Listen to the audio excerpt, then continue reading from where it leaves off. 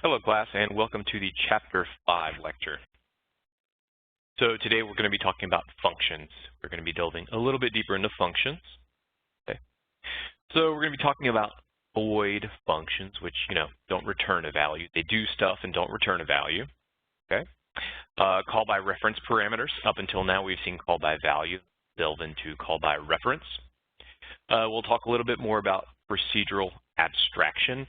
Remember, that's kind of abstracting the details of the function away from the implementation so that people don't see all the detail. Testing and debugging, we'll talk a little bit more. And we'll go over general debugging techniques.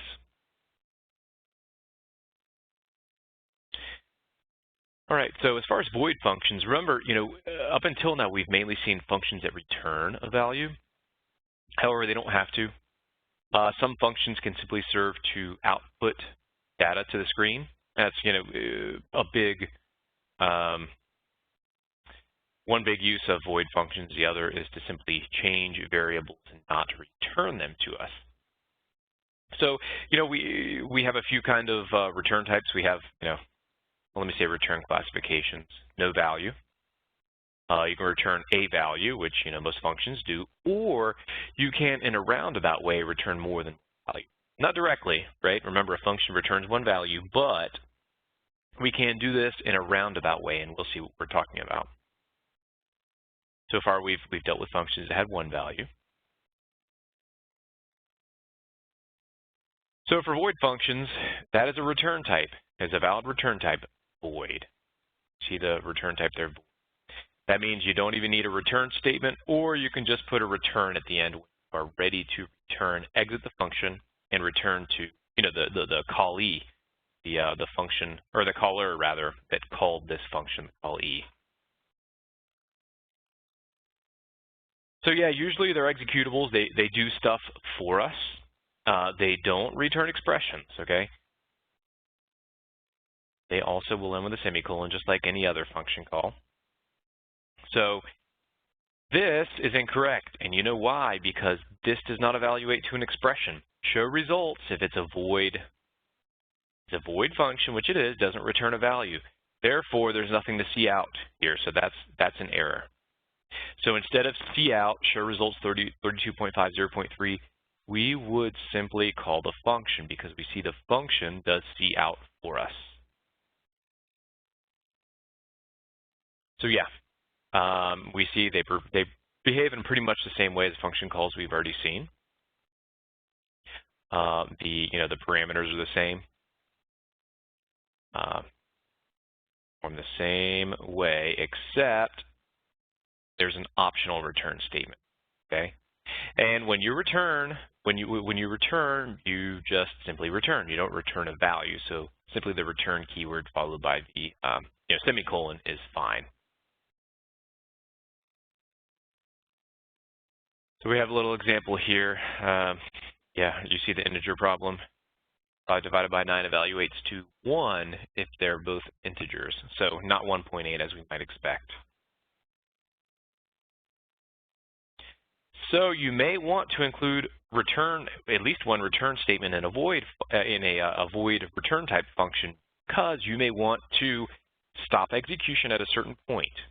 You may need to exit out of that function at a certain point. Be careful putting a whole lot of return statements in a function, as I said previously, as it can kind of lead to kind of a spaghetti code. However, yes, you can strategically use return statements in, in a function so that the entire function does not execute.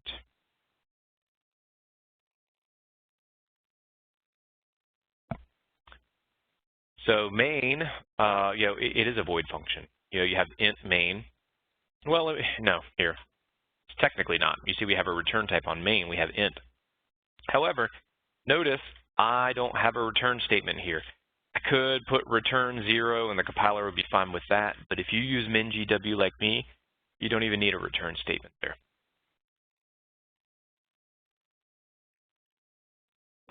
It says here the return is needed. However, many compilers won't catch you on it. They don't care. So as far as the differences, void functions don't return a value. right? And if you forget the return statement, there's a little typo there. In a void function, nothing happens. Functions uses expressions and statements. Well, expressions are going to be ones that return a value as an expression. Otherwise, it's just going to be a statement. Some as statements.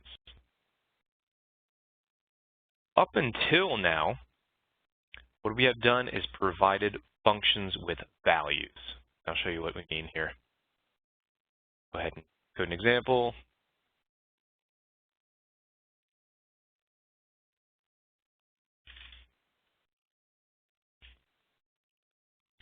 We'll create a function called doStuff.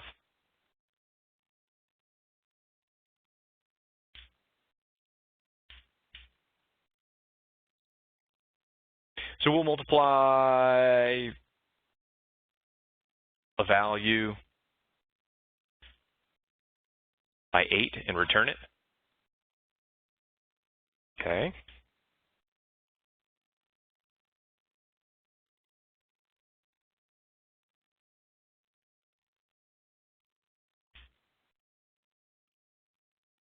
So we'll create, actually here, we'll just create a new, I don't like this I because it looks like a loop variable. We'll just call it num.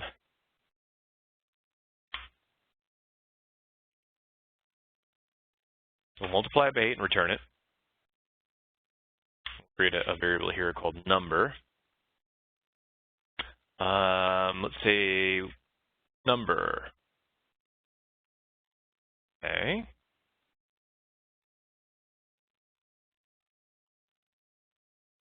You know what? Here, even better.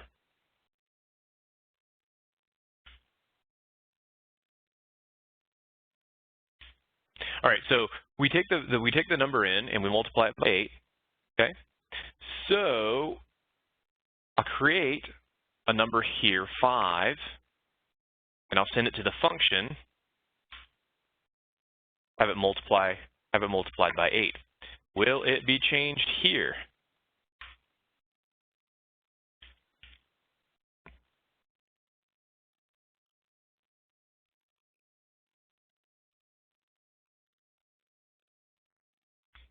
Oh.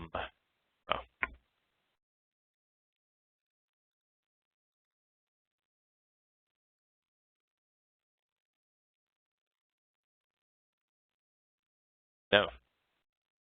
And this is because we're simply passing a copy of number of the value of number to this function here. So all it says is, hey, number equals 40, and then num goes out of scope. This is a local variable. Goes out of scope, and then we're back to the control goes back to the main, and our number equals 5. Okay, not 40. So that's a call by value. So when we want our arguments that we supply to be modified to, we want the modifications to be permanent. Okay, we don't want to pass just a value, a copy of the value. We want to pass a copy of the variable itself. Okay, so what we need to do is call by reference and not call by value. Now let me show you something. If I make one small change,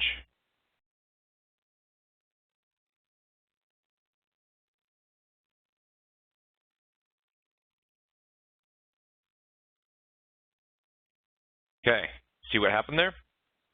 If I put the little ampersand here, the indirection operator, I am telling it, don't pass just a copy of the value of number, pass me number. Pass me the address of number. So when you have the address, you have the variable contents. If I modify that, I'm actually modifying the variable.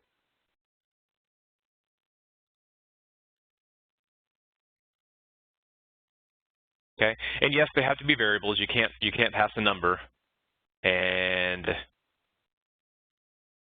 expect everything to go okay. Yep, rut row. That's because I passed a literal not a value. Not a variable, excuse me. I passed a literal and not a. Right. So here you see another example. It's a void function. We're taking a double. And really, this function serves to get input. You can kind of picture, if you will, a main function that declares this double variable and then calls get input with this double passed as a parameter.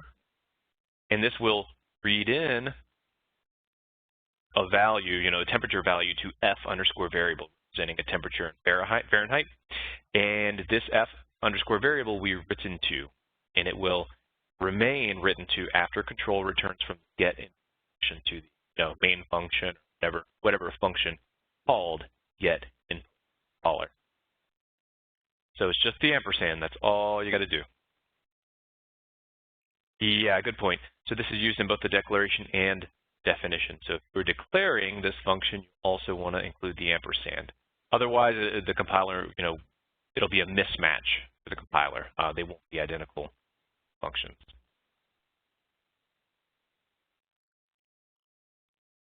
So yeah, call by reference actually gives the variable and not just a copy of the variable. It really provides the variable address. Think of it this way. You can just think of it as it gets the variable itself instead of a copy of the value. And to kind of further it here with a little visual display,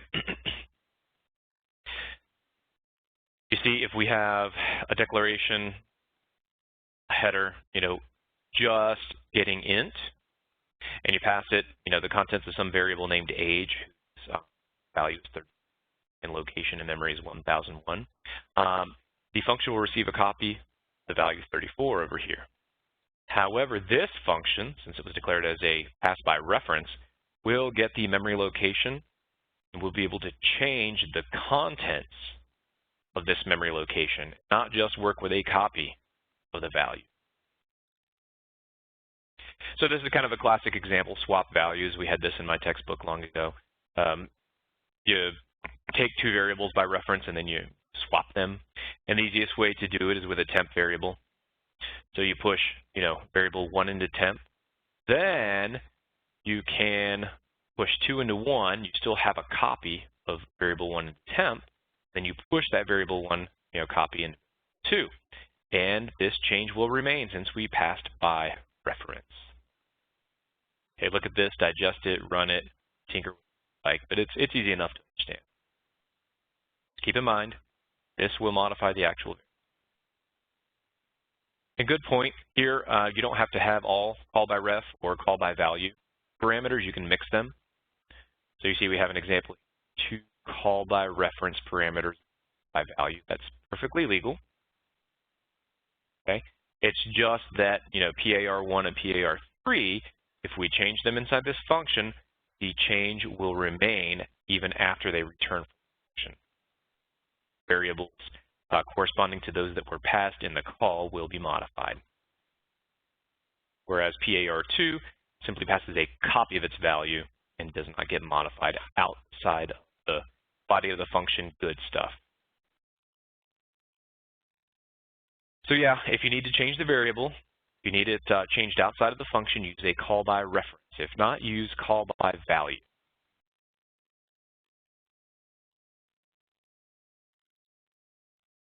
Okay. Yes, you can. You forget the ampersand. It's not a compiler syntax error, it's a logical error, so it may be difficult to find for you. Just be aware. So can you write a function called zeroBoth that has 2 ref parameters passed by ref, both of which are int, and sets the values of both to 0? Pretty much we did this here, right? I just basically in do stuff, I pass 1 int. I set it to itself times 8, clearly set it to 0, and we could, set it up to take 2 params instead.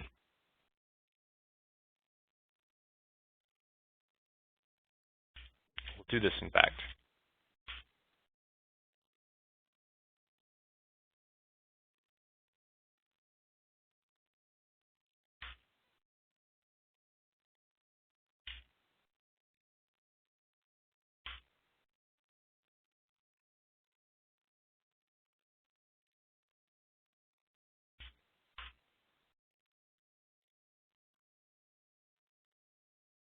So we set them to 5 and 6, and then after this executes, we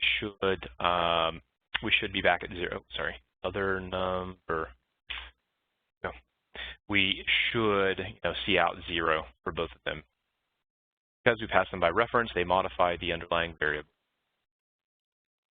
Yep. Okay. So write a function that returns a value and has a call by ref. We saw that. That was my initial implementation here. If I control Z, I should be able to kind of undo enough to get back to pad. There we go. That's what this does. Rather, what this does. Return 40. Actually, didn't. You know what? I didn't return value here. I could change this around, but you get the point. As long as you include the ampersand and return a value, that would satisfy this requirement here. Write a function with both call by value and call by reference. That's easy. We saw that that's clearly legal syntax. We could say int num and other num.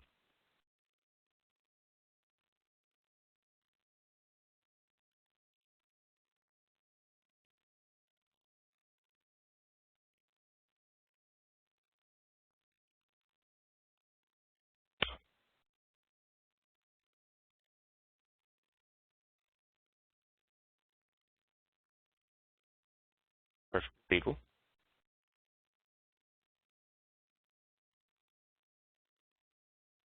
Okay, procedural abstraction, again, abstracting the the details of the implementation away from the interface, function. So again, black box. Okay, all the end user should be able to should really need to know is declaration, what it looks like, your signature, and the comment, which would be condition. Okay, they don't need to know the implementation. A function can call another function, not a problem.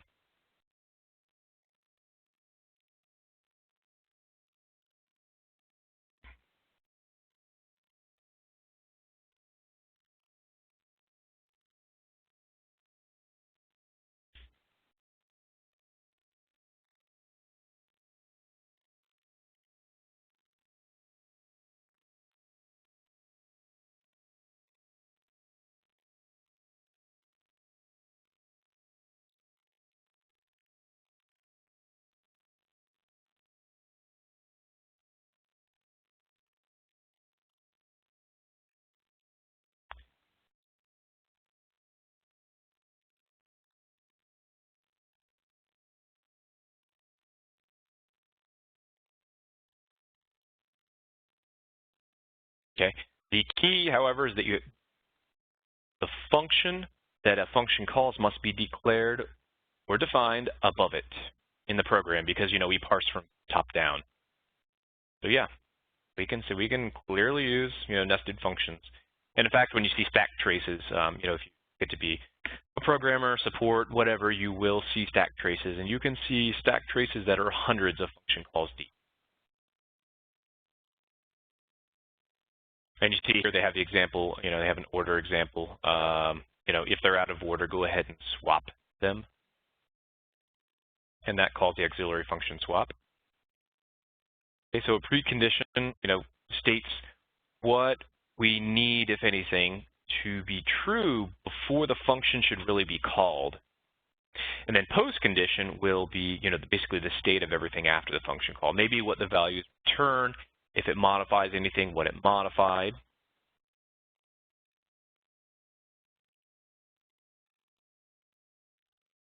So here you have some comments. Let's make sure that we have values in variable 1 and variable 2, in N1 and N2. And then postcondition is going to say, hey, we swapped the values of the variables. So that's a good precondition and postcondition comment.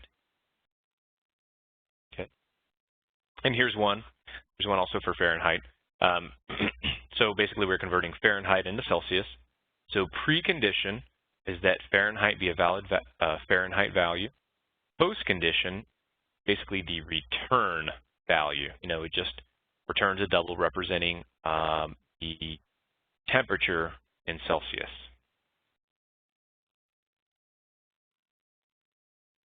First step in designing a function, yeah, that's useful for you. It's useful for anybody who comes behind you. You can kind of specify what a function does, and that's good to keep in mind always before you just sit down and mindlessly code. You know, you may code stuff you don't need to. You might waste time. It's helpful to kind of plan in advance always. Supermarket pricing. So we have a little case study here. So basically,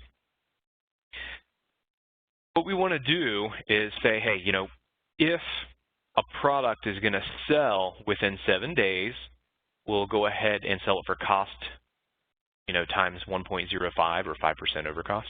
Otherwise, you know, cost times 1.1. Maybe we're paying floor plan on that product. Maybe, you know, it's taking up space on our shelf. I don't know. There could be, you know, various reasons for this. We need to recoup, you know, whatever losses we may take.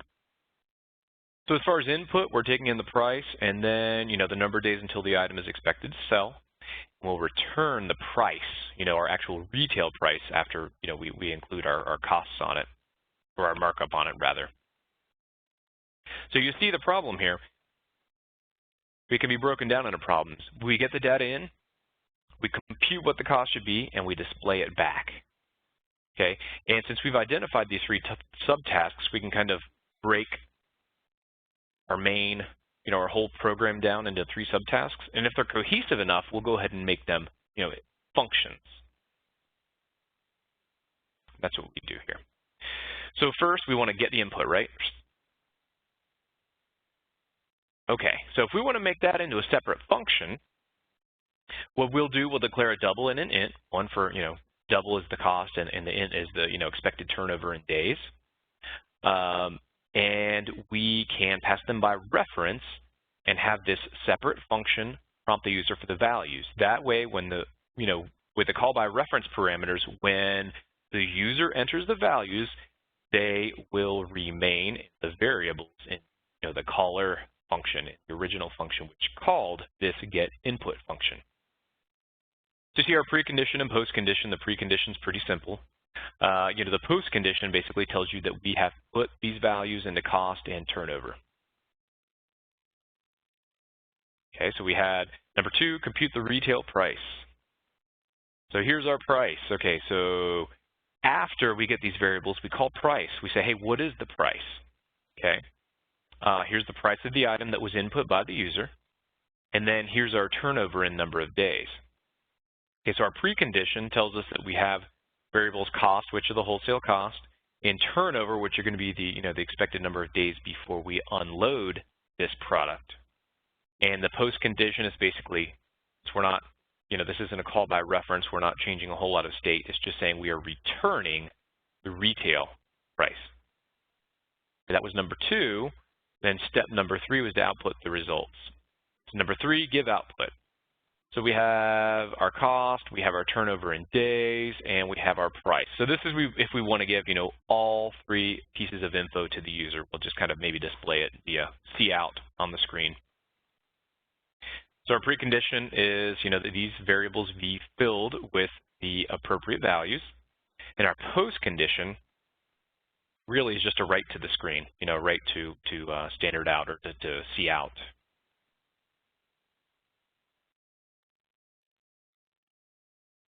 And here we have an implementation of main. Like I said, we can declare, you know, a double and an int. Then when we call get input, remember we're passing these by reference because in the header for get input we have the ampersand. We will write into those variables and they'll remain written to in main. Then we return our price and we push it into retail underscore price, you know, based on our cost and how long we expect to hold on to it. Then we display all this stuff to the user. Easy enough. Break it down into small parts, anything is possible. So here's an implementation for, you know, for price, at least a pseudocode anyways. You know, if it's less than or equal to 7, you know, return cost times 1.05. Otherwise, return cost times 1.1. A good point here. You see this 5% and 10% may change based on operating costs, based on, I don't know, line costs, based on Could be any one of a number of things. This turnover also may change, right? We may decide to change this turnover to 6 days, 10 days, whatever, based on any one of a number of business conditions. So we don't want to have to go through, we don't want to code literals like this, because then we have to go through the program, find them, make sure we change them. If they appear in more than one place, we may not get all of them when we go to change. So use constants. Remember, constants appear at the top of our program. Well, they can. They can be inside a function as well. You don't want to make them global if you don't have to.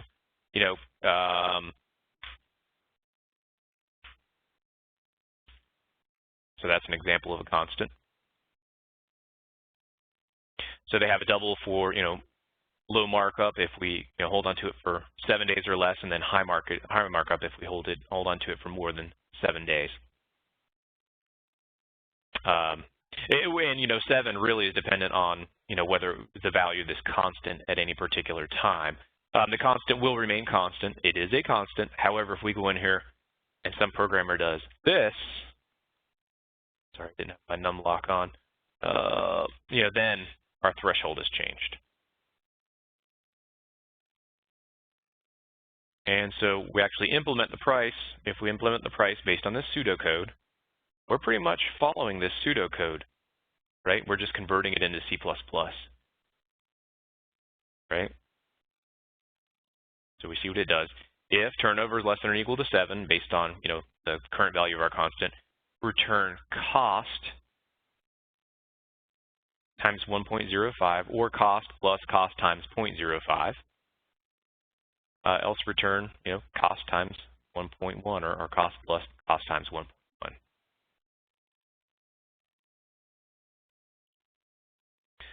So we want to make sure we test boundary conditions. Okay, we want to make sure we get both cases, both the high and low markup cases. And since 7 is a boundary condition, basically 7 is the dividing point between low and high markup. We want to test anything. We want to test the boundary itself. We want to test 7. We want to test 1 less and 1 more than 7. Those are for sure what we want to test. So we at least need 6, 7, and 8 to test in there. And we can throw other values in as we like, but boundary conditions are very important. Can you define a function in the body of another function? But you were tempted to say yes when you saw this, but no, you can't define. Remember, you can call a function from another function, but if you do so, the function called has to be defined or declared above it. Can you call one function from the body of another function? Just saw that. That's what that do stuff is. It calls cout. Give preconditions and postconditions for the predefined function square root. Yeah, sure. Precondition is that the input be filled out, to the desired number to be, of which to take the square root. And the postcondition is basically just going to be returns the square root of the input number.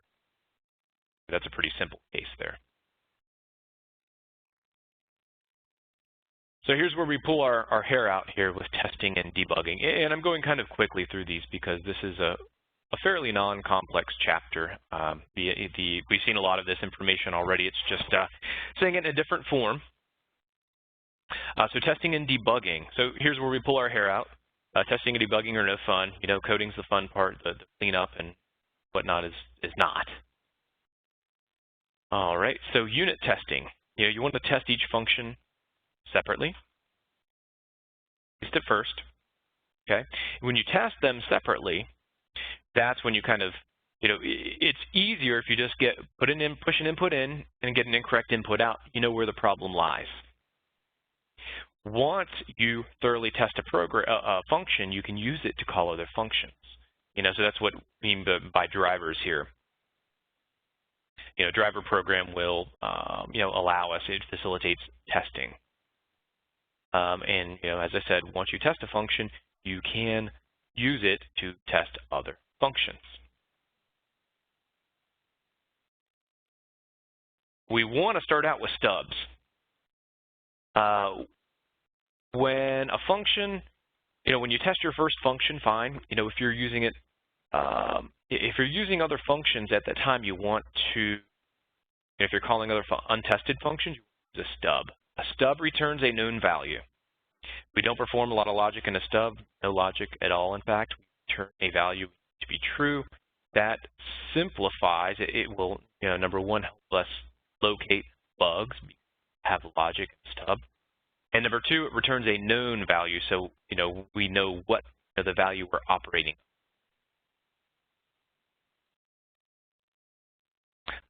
Yes, they should be very simple. You should usually just return a value.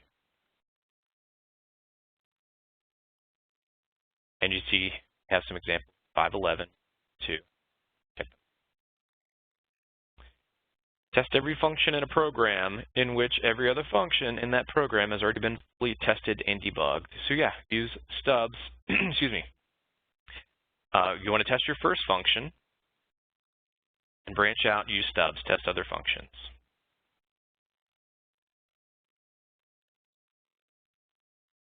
Fundamental rule for testing functions right here. Every function in a program in which every other function in that program has already been fully tested and debugged. Describe a driver program. Remember, we use that to test other things in our program. Write a driver program to test a function. I leave that to you. You see we have an example here. Display 511. Describe and use a stub. So, a stub is very simple.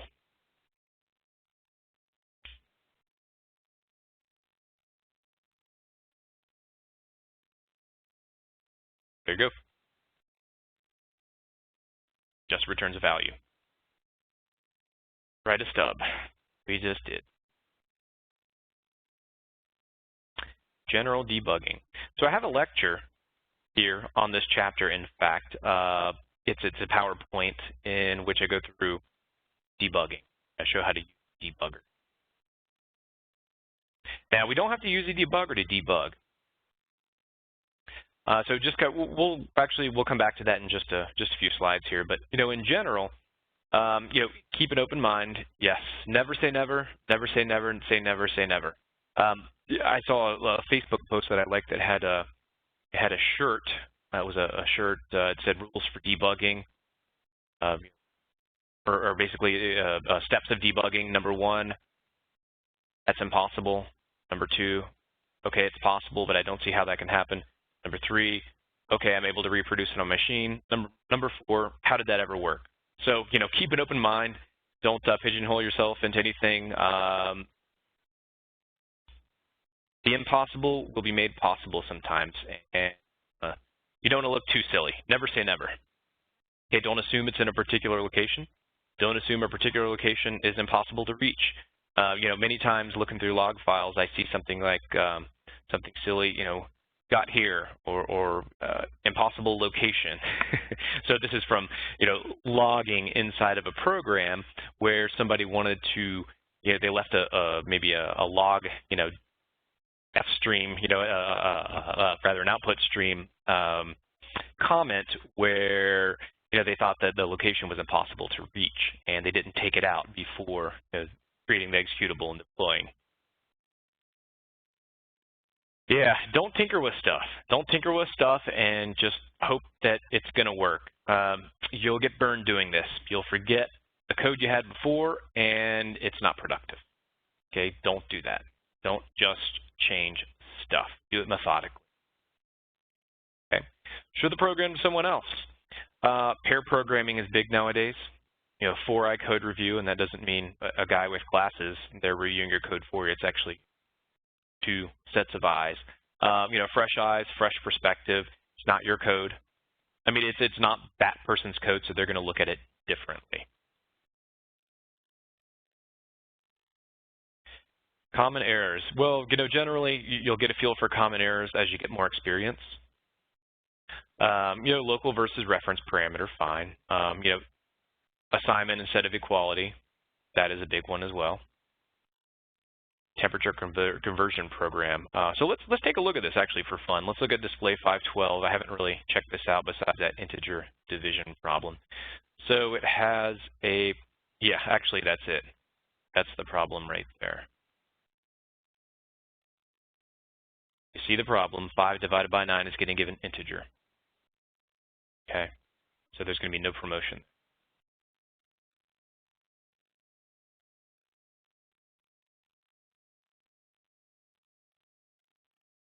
Narrow down bug using cout statements. Yes, cout statements are your friend. Many times you won't have to use a debugger.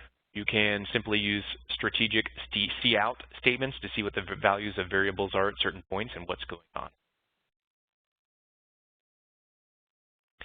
Debugger. Okay, so this is our debugger button right here. We want to debug our program. That's the debug button.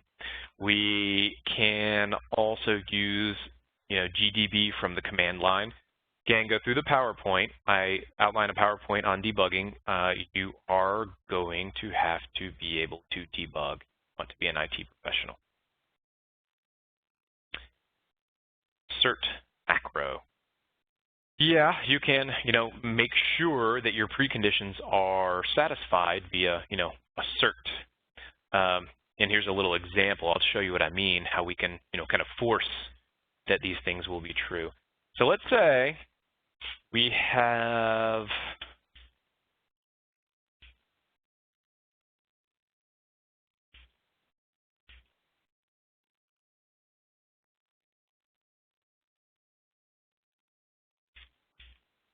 this requires the assert header. Now we want to assign a value to a variable that's going to be I divided by j. Okay, this is a big problem. Division by 0 is undefined. If you want to laugh, ask Siri. If you have an iPhone, ask Siri what 0 divided by 0 is. 0 by 0, anything divided by 0 is kind of undefined, especially, computationally here on a computer. So we want to make sure that we avoid division by 0. Okay.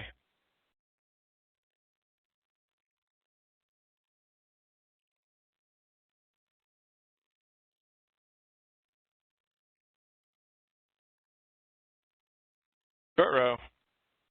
App crash. All right. So what we'll do, we want to make sure that our denominator does not equal to 0. Does not equal 0.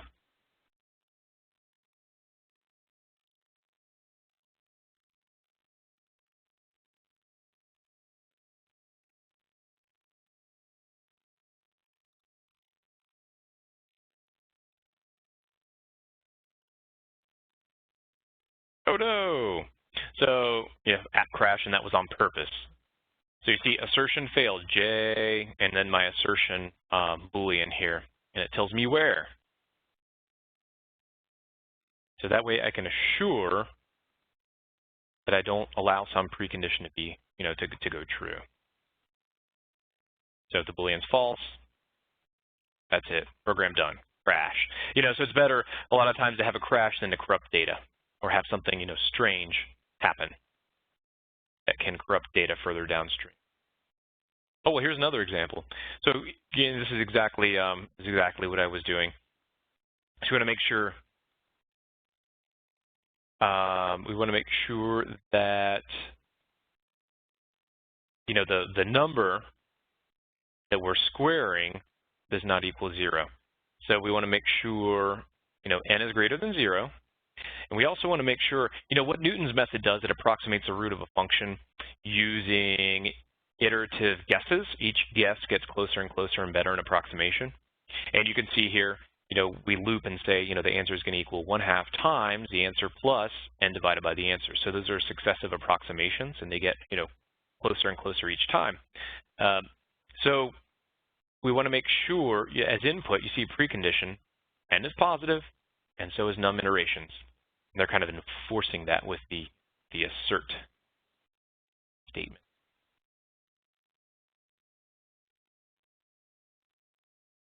Many times, of course, it's better to say, if we can check for input before, we can sanitize our input before we call this function and say, if this double is equal to 0 or num iterations is equal less than or equal to 0, display an error prompt for the input again. But know that assert is there as well. Recognize common errors. Well, you know, we saw two. What did we see? We saw assignment instead of equality. We also saw passing by value instead of passing by reference. Can you use the assert macro? Yes, we did here. See assert, and then the statement to be asserted. If it's false, program crashes on purpose. You debug a program using cout statements to localize the error. I leave that to you. You will get practice doing this, okay? Just remember, you can always cout to see the value of variables to locate an error. Narrow it down, at least. Debug a program using a debugger. Read the PowerPoint, read the PowerPoint, read the PowerPoint. I spent some time making it, so please do that. And that is all we have here today. I'll see you at the next lecture.